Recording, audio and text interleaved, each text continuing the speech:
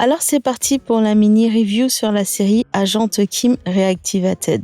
Avant tout, est-ce que ça va? Est-ce que tu as passé une bonne semaine? Comme le titre l'indique, c'est un ancien espion qui ressort ses griffes et ses armes pour aller sauver sa fille qui a disparu sans laisser de traces. Oui, je suis d'accord, ça fait très Tekken tout ça. Sauf que dans cette adaptation du webtoon Manager Kim, on a quand même le temps de voir notre bon monsieur Kim essayer du mieux qu'il peut au jour le jour. Il a ce petit côté maladroit pour tout ce qui touche à sa fille, comme par exemple quand sa collègue lui force la main pour acheter un t-shirt à 500 balles. Mais on voit quand même que ce monsieur a encore ses sens bien affûtés, même s'il est passé dans la catégorie Ajushi, ce qui veut dire monsieur en coréen quoi. Et franchement, ces deux épisodes font un bon travail d'introduction. On voit un monsieur Kim qui, bien que débordé, a un amour sans borne pour sa fille, qu'il est un peu gauche mais qui s'applique à fond. Kim Min-ji est clairement la fille de son père. Une fille droite dans ses bottes que je trouve très courageuse face à ses harceleuses. On a un petit aperçu des amis de Monsieur Kim, Park Jin-chol et Song Han-soo. Et on sait que ces deux compères sont le genre de personnes prêtes à tout pour leur ami et qui sont à la fois intelligents mais très très dangereux. Et les antagonistes sont aussi bien présentés. La petite peste qui est Ju Ye-ri et son père Ju Gang-chan,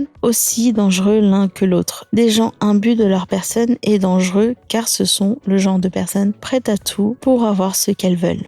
En soi, je trouve que le début est franchement parfait. On a un bon mélange entre émotion et action et le casting est juste super bien fait. Après, le principal attrait de cette série est l'action. Et à ce niveau, le trio So Ji-sub, Yoon Kyung-ho et Choi Dae-hoon ne déçoit franchement pas. Bon, Choi Dae-hoon a eu moins l'occasion que ses collègues de s'illustrer, mais au vu du preview des prochains épisodes, il aura la chance de briller. La saison comporte 10 épisodes et je pense que ça ne sera pas de trop, vu que Monsieur Kim n'aura pas qu'une personne à abattre. Il a toute la terre contre lui. La Corée du Nord, la Corée du Sud, les voyous, le méchant papa. Bref, il a autant de niveaux qu'un Super Mario Bros à finir. Et donc, je pense que ça va être grave fun. Pour ma part, So Ji-sub en tant que main lead dans une série d'action, y a rien à dire, c'est toujours parfait. Et il gère assez bien les scènes émotionnelles, surtout quand t'as l'impression qu'il essaye de faire preuve de retenue. Et les scènes d'action, oh là là là là là, il déchire trop. Et Ju Sang-wook est parfait dans ce rôle de chef d'entreprise cruel et sans pitié. Et pour le coup, tous ces éléments expliquent le gros succès de cette série qui a fait un carton plein lors de la diffusion de ses 2 premiers épisodes.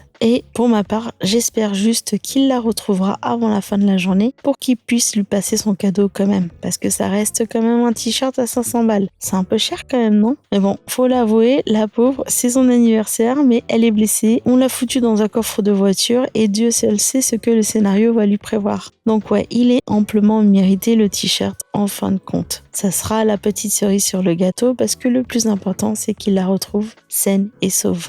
Sinon, je casse la télé. Voilà, on va s'arrêter à là pour aujourd'hui. Oui, c'est une petite vidéo, mais comme il n'y a que 2 épisodes, je vais pas blablater plus longtemps. On va se laisser là. Et il est temps pour moi de te souhaiter un bon dimanche, une bonne semaine. Et je te dis à dimanche prochain. Rock and roll!